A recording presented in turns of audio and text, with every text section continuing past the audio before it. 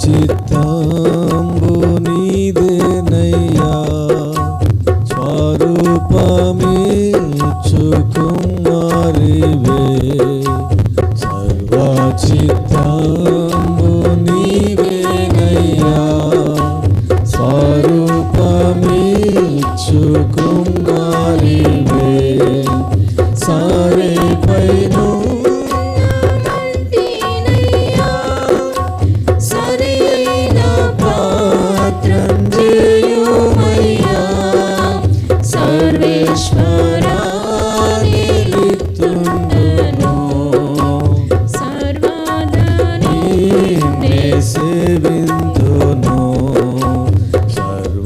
చిత్తంబు నీవేనయ్యా, స్వరూపమిచ్చు కుమారివే. బాబు సిద్ధించు నీ చిత్తమే, ప్రార్థించుచుంటి నీ సన్నిధి. పరికింపునన్ని దివసంబునా, పరిశుభ్రమైన హిమము కన్నా పరిశుద్ధుంజేసి పాలింపుమా. పాపంబు నన్ను కడుగుమా. సర్వ చిత్తంబు నీదేనయ్యా, స్వరూపమిచ్చు కుమారివే. చిత్తమే సిద్ధించు ప్రభు, నిన్నే ప్రార్థింతు నా రక్షక. నీచమౌగాయముల చేతను నిత్యంబు కృంగి అలసియున్నా, నిజమైన సర్వశక్తుండవే. నీ చేత బట్టి నన్ను రక్షింపుమా. సర్వ చిత్తంబు నీదేనయ్యా, స్వరూపమిచ్చు కుమారివే. ప్రార్థన చేసుకుందాం. మమ్మల్ని మిక్కిలిగా ప్రేమించిన మా తండ్రి, మా దేవానికి వందనాలు. మరొకసారి మీ పాద సముఖానికి వస్తున్నాం. ఈ సమయంలో నీ వాక్యమును మేము ధ్యానించుచుండగా మాతో మీరు మాట్లాడమని ప్రార్థన చేస్తున్నాను. ఉదయకాలమే నీ సన్నిధిలో ప్రభువా గడిపే ఈ భాగ్యం మీరు మాకు ఇచ్చినందుకై స్తోత్రాలు. నీ వాక్యము ద్వారా మమ్మల్ని బలపరచమని, ఆదరించమని యేసు క్రీస్తు పరిశుద్ధ నామములో ఈ మనవి అడిగి వేడుకొనుచున్నాను తండ్రి, ఆమేన్.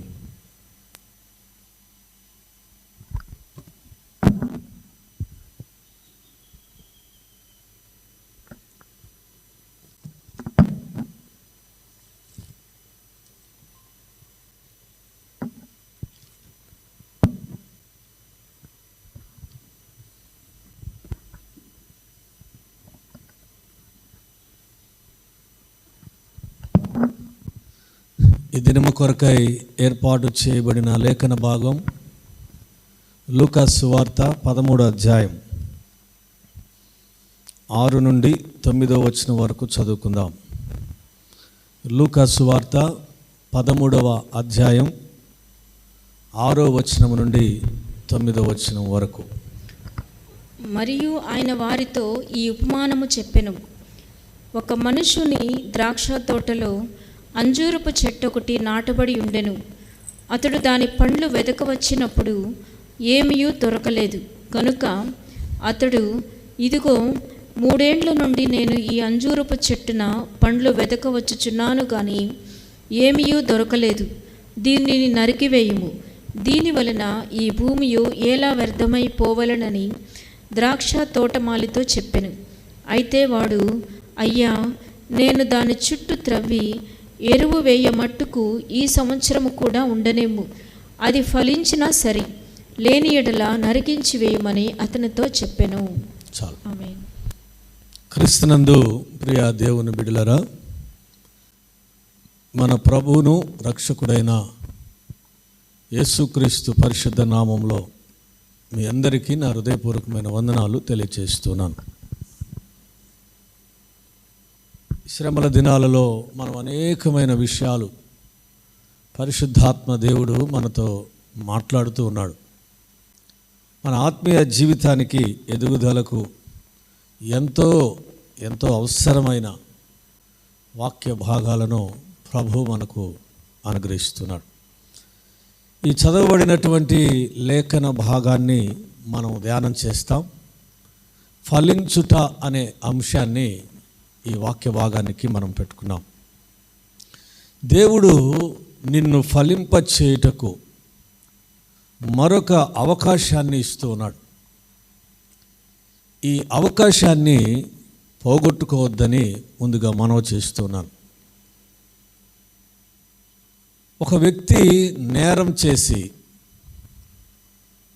పోలీసులు అతన్ని పట్టుకొని కోర్టుకు తీసుకెళ్ళి జడ్జి ముందు ప్రవేశపెట్టినప్పుడు ఆ జడ్జి గారు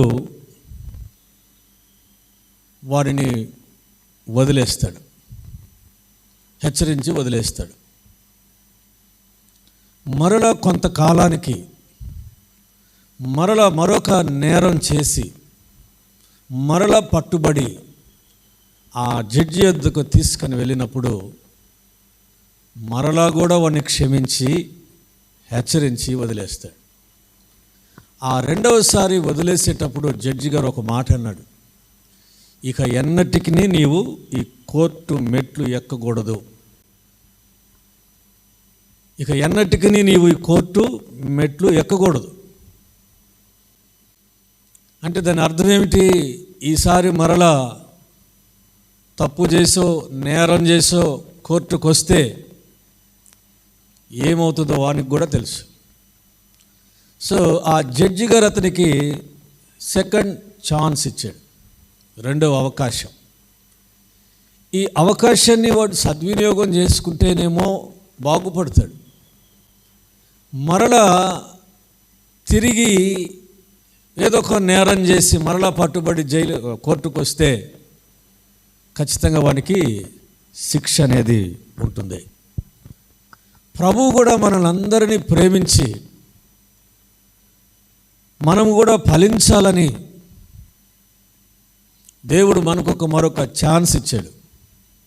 ఈ 2025వ సంవత్సరం లేదా ఈ శ్రమల దినాలు, ఈ అవకాశాన్ని మనం సద్వినియోగం చేసుకోకపోతే, ఫలించకపోతే ఏమవుతుంది? ఆ రెండవసారి నేరం చేసిన వాడిని అడిగితే తెలుస్తుంది ఎలా ఉంటుందో పరిస్థితి. కనుక ప్రియ దేవుని బిడ్డలారా, మనము ఫలించాలనే దేవుని యొక్క ఉద్దేశం, మనము ఫలభరితంగా జీవించాలన్నది దేవుని యొక్క ఉద్దేశం. అందుకే యేసు ప్రభు ఈ లోకా సువార్తలో ఈ అధ్యాయంలో మనకు 13వ అధ్యాయం 6వ వచనం నుండి 9వ వచనం వరకు ఒక ఫలించని అంజూరపు చెట్టును గూర్చి ఒక ఉపమానాన్ని చెప్తాడు. ఒక ద్రాక్ష తోట యజమాని తన తోటలో ఒక అంజూరపు చెట్టు నాటుకున్నాడు. కొంతకాలం అయిన తర్వాత ఆ యజమాని ఆ తోటకు వచ్చాడు. ఆ తోటలో ఉన్నటువంటి ఈ అంజూరపు చెట్టు దగ్గరికి వెళ్ళి చూశాడు, ఫలాలు ఉన్నాయా లేవా అని. ఆయన చూసినప్పుడు అంజూరపు చెట్టుకు పిందె కానీ ఒక ఫలము కానీ అందులో కనబడలేదు. అప్పుడు ఆ యజమాని ఆ తోటమాలిని పిలిచి,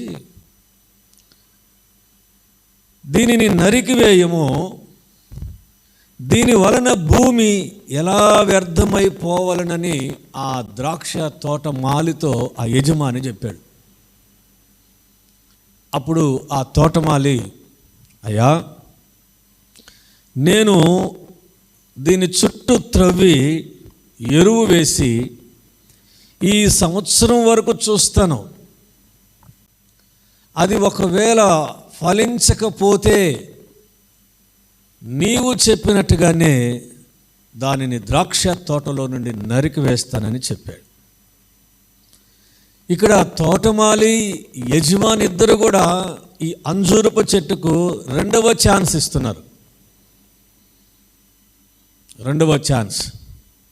ప్రియమైన దేవుని బిడ్డలరా, నేను ఈ అంజూరపు చెట్టు గురించి యూట్యూబ్లో మన తెలుగువారు చెప్పిన విషయాలు నేను విన్నాను. వారు ఇంట్లోనే పెంచుతున్నారు ఆ చెట్టుని. దీనిని తెలుగులో అంజూరపు చెట్టుని ఏమని అంటారంటే అత్తి చెట్టు అంటారు, మేడి చెట్టు అని కూడా అంటారు. బహుశా ఇక్కడ ఉన్న వారికి అత్తి చెట్టు తెలుసు. చాలా పొడుగుగా పెరుగుతుంది, చాలా విశాలంగా పెరుగుతుంది. కానీ ఇప్పుడు దాన్ని ఏం చేస్తానంటే క్లోనింగ్ చేసి చిన్న చెట్టుగానే ఇంత చెట్టు రాగానే దాని నుంచి ఫలాలు కూడా వస్తున్నాయి. అయితే ఈ చెట్టు పెంచే విధానం వారు చెప్తే నేను విన్నాను. దానికి ఎప్పుడు కూడా నీరు తగినంత ఉండాలి, డ్రై అవ్వకూడదు, ఎండిపోయినట్టుగా ఉండకూడదు. ఎప్పుడు కూడా ఆ చెట్టు ఉన్నటువంటి పాదు, నెమ్ము, తేమ ఉండాలి. అది చెట్టు నాటిన తర్వాత ఒక నెల రోజుల్లోనే అందులో నుండి కాయలు, పిందెలు రావటం మొదలవుతాయంట. నెల 15 రోజుల కల్లా మనము తినగలిగేటట్లుగా అందులో నుంచి ఫలం వస్తుందంట. యాక్చువల్గా అది ఫలం కాదు, అదొక ఫ్లవర్ అని అంటున్నారు. అంటే దానికి తగినంత నీరు ఇవ్వటం. అందుకని ఇక్కడ తోటమాలి అన్నాడు, నేను చుట్టూ పాది చేసి దానికి కావలసినటువంటి ఎరువు వేసి నీరు పెట్టి ఈ సంవత్సరం కూడా చూస్తాను అని అన్నాడు. ఈ ద్రాక్ష తోటలో ఈ అంజూరపు చెట్టు నాటి ఎన్ని సంవత్సరాలైంది? అక్కడ బైబిల్లో ఉంది 3 సంవత్సరాలు అయిందంట. 3 సంవత్సరాలు. 3 సంవత్సరాలైనా అది కాపుకు రావటం లేదు, అందులో నుండి ఫలాలు రావటం లేదు, ఆ చెట్టు ఫలించటం లేదు. అందులో నుండి ఫలాలు చాలా తొందరగా వస్తాయి. ఆ చెట్టు నాటిన వెంటనే కొన్ని నెలలలోనే అది ఫలాలు ఫలించటం మొదలవుతుందని, 3 ఏళ్ళైనా అది ఫలము రాకపోయేసరికి ఆ యజమాని తోటమాలితో అన్నాడు, దీనిని నరికివేయము, దీని వలన భూమియు ఎలా వ్యర్థమైపోవాలనని తోటమాలితో ఆ యజమాని అంటాడు. నా ప్రియమైన దేవుని బిడ్డలరా, విశ్వాసులైనటువంటి మనలను కూడా మరి ద్రాక్ష తోట అనబడినటువంటి పొలం అనబడినటువంటి ఒక సంఘానికి సాదృశ్యంగా తీసుకుంటే, ద్రాక్ష తోటలో నిన్ను నాటాడు, తన పొలములో లేదా తన సంఘములో దేవుడు నాటాడు. నీవు దైవ సంబంధమైన, ఆత్మ సంబంధమైన ఫలాలు ఫలించాలని దేవుడు నాటాడు. మరి ఫలములు నీలో చూడాలని ఆశపడి మరి పరలోకపు తండ్రిని యొద్దకు వచ్చి చూసినప్పుడు, ఒకవేళ నీలో ఆ ఆత్మ సంబంధమైన, దైవ సంబంధమైన ఫలములు లేకపోతే ఏంటి నీ పరిస్థితి? ప్రశ్న. దేవుని సంఘం అనే తోటలో నువ్వు నాటుబడి ఉన్నావు. ఎన్ని సంవత్సరాలు అయింది? ఆ అంజూరపు చెట్టు నాటి ఎన్ని సంవత్సరాలైంది? 3 సంవత్సరాలు. నీవు దేవుని సంఘములో అనే పొలములో నాటబడి ఎన్ని సంవత్సరాలైంది? ఒక్కొక్కరు 20 ఏళ్ళు, 30 సంవత్సరాలు, 10 సంవత్సరాలు, 5 సంవత్సరాలు, 40 సంవత్సరాలు, 50 సంవత్సరాలు అయినా అంజూరపు చెట్టు ఎలాగైతే ఫలించటం లేదో అలాగునే చాలామంది ఫలించటం లేదు. ఫలములు రాకపోవడానికి కారణం ఏమిటి? సంగమా? తోటమాలిన మంచి సాయిల్ కదా, ద్రాక్ష తోట ఉండే ద్రాక్ష చెట్లు రావాలంటే ఆ భూమి అంతా కూడా ఎరువు వేయబడి చక్కగా ఆ చెట్టు రావడానికి ఆ భూమి సహకరించేటట్లుగా యజమాని చేస్తాడు. అందులో పనిచేసేటువంటి తోటమాలి కూడా అన్ని చెట్ల పట్ల కూడా ఒకే భావాన్ని కలిగి ఉంటాడు. ఒక చెట్టుకు ఎక్కువ నీళ్లు పోసి ఒక చెట్టును పట్టించుకోకుండా ఉండడు. ఎందుకంటే ఆ యజమాని మెప్పు అతనికి కావాలి కదా. ప్రతి చెట్టు బ్రతకాలి, ప్రతి చెట్టు ఫలములు ఇవ్వాలి. యజమాని వచ్చి చూసినప్పుడు తోటమాలిని, రే నువ్వు కరెక్ట్గా పనిచేసావు, అన్ని చెట్లు కూడా ఫలాలు ఇస్తున్నాయి, నువ్వు కష్టపడ్డావని యజమాని మెప్పు కొరకైనా తోటమాలి పనిచేస్తాడు. ఇప్పుడు ఫలించకపోవడానికి అంజూరపు చెట్టు ద్రాక్ష తోటన కారణం, లేదా ఫలించకపోవడానికి కారణం ఆ తోటమాలి అనుకుంటున్నారా? కాదు ప్రియ దేవుని బిడ్డలారా, లోపము చెట్టులోనే ఉంది. దేవుడు కూడా తన బిడ్డలైన మనలను ఒక శ్రేష్టమైన వ్యక్తులుగా, చెట్లుగా నిన్ను నాటాడు. ఆయన నాటాడు మనలను, దేవుని సంఘములో నాటాడు. దేవుని సేవకుడు అనబడిన వాడు నీ క్షేమము కొరకు, నీ ఎదుగుదల కొరకు, నువ్వు ఆత్మ సంబంధమైన ఫలములు ఫలించుట కొరకు ఆ సేవకుడు అనేవాడు ఏమేమి చేయాలో నీ పక్షాన అవన్నీ చేస్తూనే ఉంటాడు. ఒకరికి ఒక రకంగా బోధించుడు, ఒకరికి ఒక రకంగా బోధించుడు. ఉన్న అందరికీ ఒకటే బోధ ఉంటుంది, ఒకే వాక్య సందేశం, ఒకే వాక్య సందేశం. అందులో కొందరేమో ఫలిస్తున్నారు, కొందరేమో ఫలించటం లేదు. ఈరోజు ఫలించినటువంటి వారికి దేవుడు మరొక ఛాన్స్ ఇస్తున్నాడు. ఫలించినటువంటి వారికి దేవుడు మరొక అవకాశం. ఇదిగో ఆయన మరలా త్వరలో రానై ఉన్నాడు. మన యజమాని రానై ఉన్నాడు. ఆయన వచ్చి మనల్ని చూసినప్పుడు మనలో ఫలములు లేకపోతే ఏమిటి మన పరిస్థితి? మీరు చూడండి, మత్తయి సువార్త 7వ అధ్యాయం 19వ వచనాన్ని చదువుదాం. మత్తయి సువార్త 7వ అధ్యాయం 19వ వచనం. మంచి ఫలములు ఫలించని ప్రతి చెట్టు నరకబడి అగ్నిలో వేయబడును. ఫలించని ప్రతి చెట్టును, మంచి ఫలములు ఉండాలా, మంచి ఫలములు ఫలించని ప్రతి చెట్టును నరకబడి అగ్నిలో వేయబడును. ఆయన వచ్చి చూసినప్పుడు నీలో మంచి ఫలములు లేకపోతే ఆ చెట్టు ఎక్కడ ఉంటుందంట? అగ్నిలో ఉంటుందంట. మంచి ఫలాలు మనము కూడా ఫలించాలి. యోహాను భక్తుడు కూడా చెప్పిన మాట అదే. బాప్తిస్మిచ్చి యోహాను మత్తయి సువార్త 3వ అధ్యాయం 7 నుండి 7వ వచనం 10వ వచనాన్ని చదువుకుందాం. 3వ అధ్యాయము 7వ వచనం చివరి భాగం 10వ వచనం.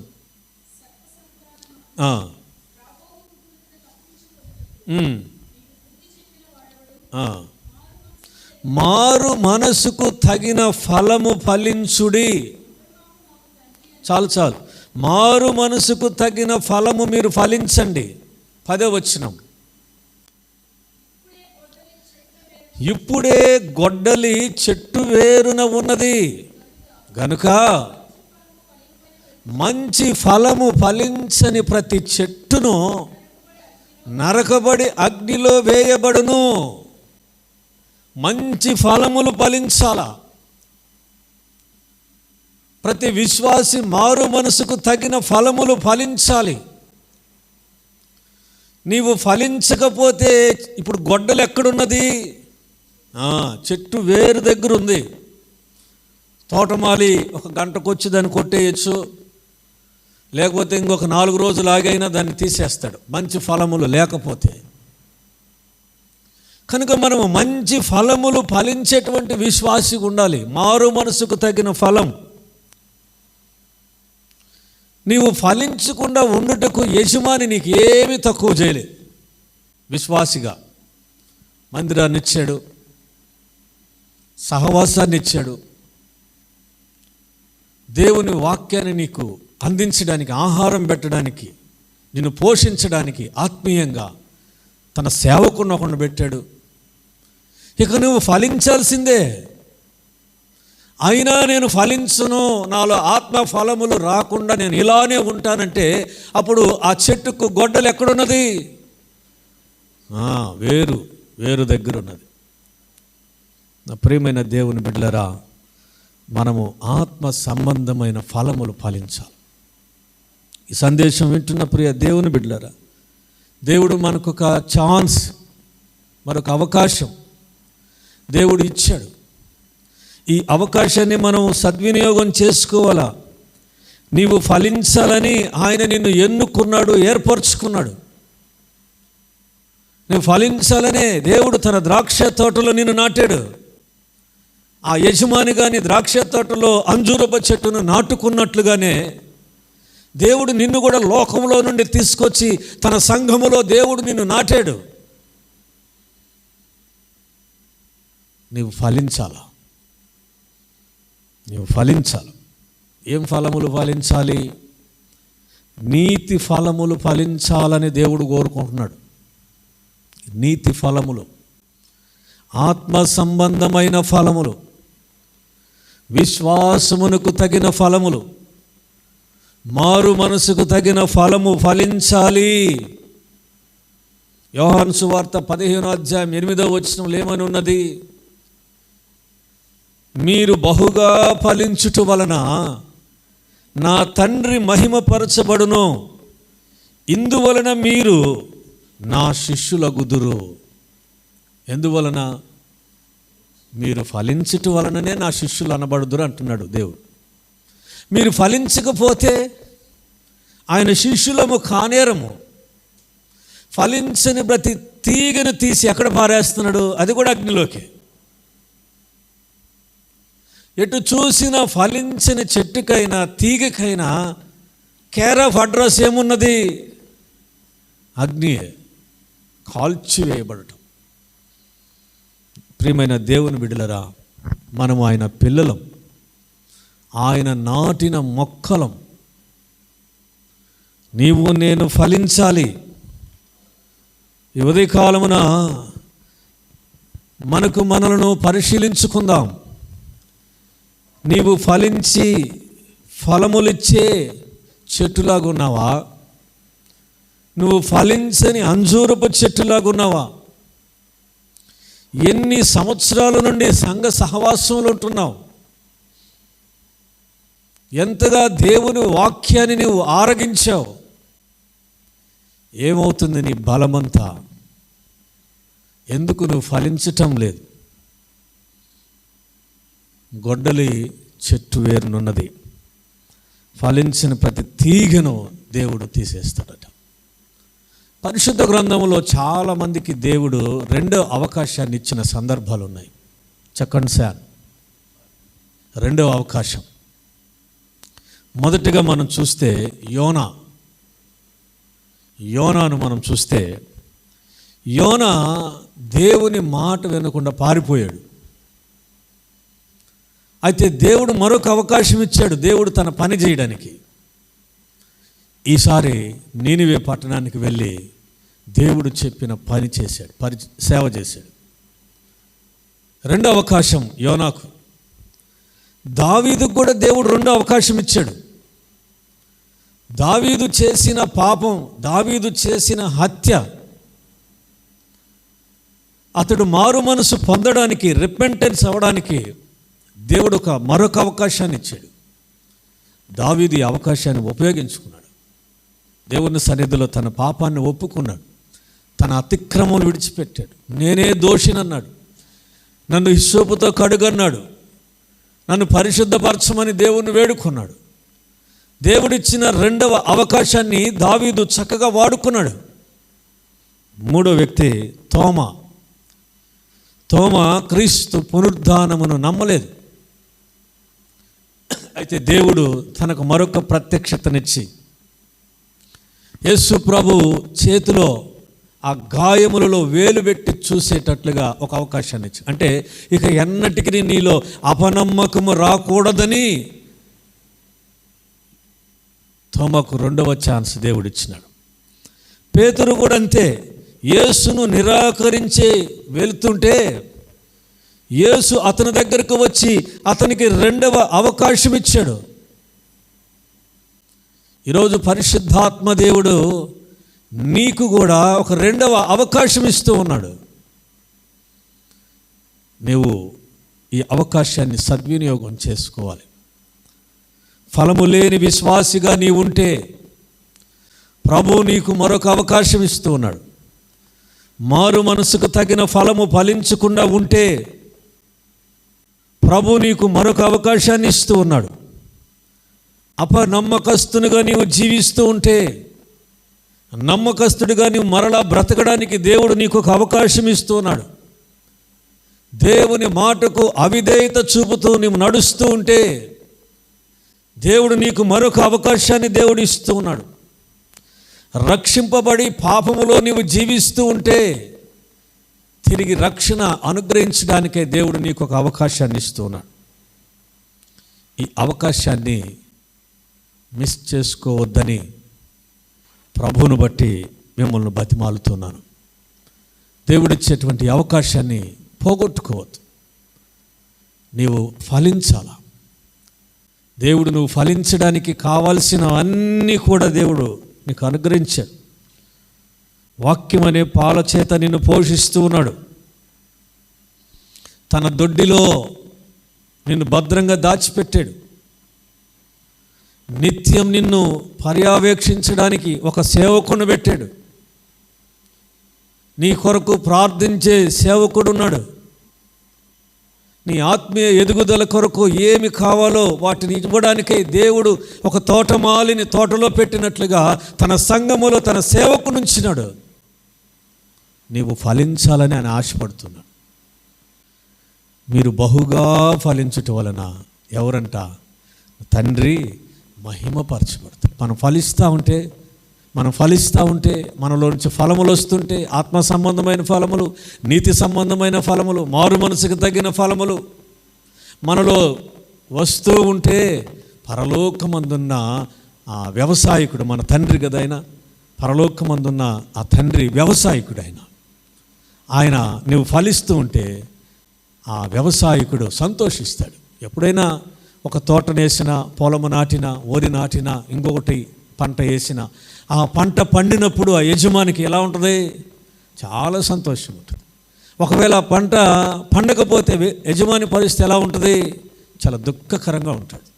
కనుక మన పరలోకపు తండ్రి వ్యవసాయకుడు, నీవు ఫలించాలని ఆయన కోరుకుంటున్నాడు.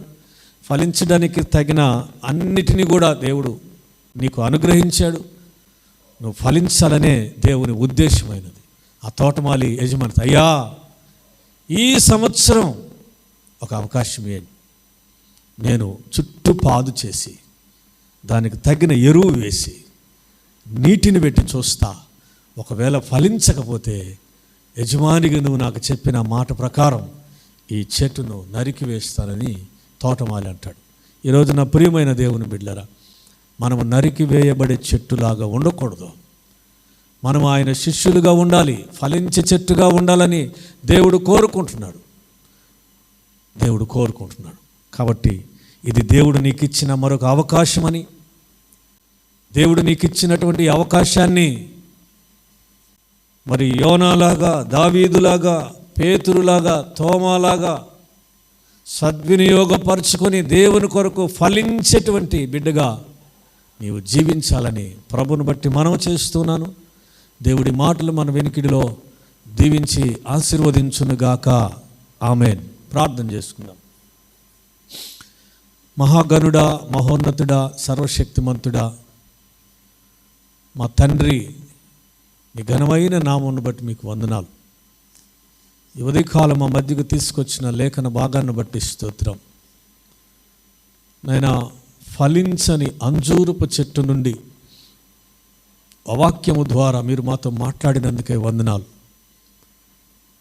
నీ సంఘం అనే పొలములో మమ్మల్ని నాటినారు. నీ సేవకుని ద్వారా మమ్మలను పోషిస్తున్నారు. మేము ఫలించాలని కోరుకుంటున్న దేవుడిగా, తండ్రిగా, వ్యవసాయకుడిగా మీరు చూస్తున్నారు. నాయనా, మీరు బహుగా ఫలించటం వలన నా తండ్రి మహిమపరచబడును, ఇందువలన మీరు నా శిష్యులగుదురు. అవును తండ్రి, మేము నీ శిష్యులుగా ఉండాలి అంటే మేము ఫలించాలని నీ వాక్యం ద్వారా తెలియచేసినారు. నీతి ఫలములు ఫలించాలని, మారు మనసుకు తగిన ఫలము ఫలించాలని, ఆత్మ సంబంధమైన ఫలములు మేము ఫలించాలని నీ వాక్యము ద్వారా మీరు హెచ్చరించినందుకు స్తోత్రాలు. నాయనా, ఈ హెచ్చరికను కూడా ఒకవేళ నిర్లక్ష్యము చేస్తే ప్రభా, గొడ్డలి చెట్టు వేరున ఉన్నట్లుగా మా జీవితాలు ఉంటాయని ఎరిగి మారు మనసు పొంది పాప క్షమాపణ నొంది నీ కొరకై ప్రభువా ఆత్మ సంబంధమైన ఫలములు ఫలించే బిడలుగా మేము ఎదుగుటకు నీ కృపను మాకు అనుగ్రహించమని, ఈ సంవత్సరం ప్రభా నీ కొరకు ఫలించే చెట్టు వలె మేము ఉండునట్లుగా నీ కృపను మాకు దయచేయమని, నీ వాక్యం వింటున్న ప్రతి నీ ప్రియబిడను మీరు ఫలించినట్లుగా చేయమని యేసు క్రీస్తు పరిశుద్ధ నామమును బట్టి ప్రార్థించి అడిగి వేడుకొనుచున్నాను పరమ తండ్రి, ఆమేన్. పరమ తండ్రి అయిన దేవుని యొక్క ప్రేమ, ప్రభు అయిన యేసు క్రీస్తు వారి యొక్క కృప, పరిశుద్ధాత్ముని యొక్క నిన్న సహవాసం చేరి ఉన్న మనకును సకల పరిశుద్ధులకును ఇప్పుడు ఎల్లప్పుడూ సదాకాలము